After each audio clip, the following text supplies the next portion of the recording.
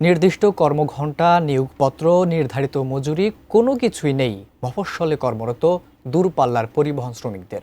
শ্রম আইন বাস্তবায়ন না হওয়া ও মালিক পক্ষের অতি মুনাফার লোভে ন্যূনতম অধিকার থেকেও বঞ্চিত পরিবহন শ্রমিকরা। পাবনা থেকে রিজভী জয়ের রিপোর্ট, ক্যামেরায় ছিলেন মিলন মাহমুদ। পাবনা থেকে দক্ষিণবঙ্গের সাতক্ষীরাগামী পরিবহনের চালক মুকুল হোসেন ভোর ৫টারও আগে গাড়ি নিয়ে আসেন বাস টার্মিনালে। সকাল ৬:৩০টায় যাত্রী নিয়ে দীর্ঘ ৬ ঘন্টা বিরতিহীন যাত্রায় পৌঁছান গন্তব্যে। আধা ঘন্টা বিরতির পর আবারও পাবনার পথে ফিরতি যাত্রা। প্রতিদিন কমপক্ষে ১৬ থেকে ১৭ ঘন্টা কাজ করেন মুকুল। তবে নেই তার স্থায়ী নিয়োগপত্র, নির্ধারিত বেতন ভাতাও। ৩০ বছরের অভিজ্ঞতা নিয়ে এই চালক আজও কাজ করছেন দিনমজুরি চুক্তিতে। গাড়ি বাই করে ভোর ৫টায় এখানে গাড়ি লাগাই, ৬:৩৫ গাড়ি ছেড়ে দেয়। এখানে আছে নাস্তা পানি করে তারপরে ৬:৩৫ রওনা হয় গন্তব্য সারি।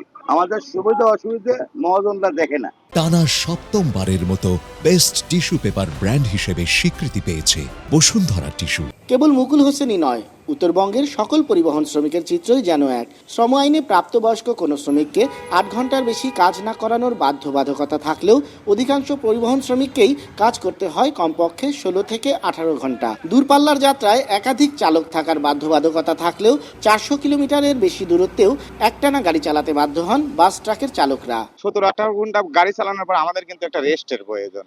দেখেন যারা চাকরি করে তারাও কিন্তু ৭-৮ ঘন্টা ডিউটি করার পরে একটা রেস্ট আছে, আমাদের কিন্তু তা নাই। শ্রমিক দিবসে যে সমস্ত আশ্বাস নেতারা দিয়ে থাকে এগুলো শুধু মুখের ভাষাই আশ্বাস, বাস্তবতা নয়।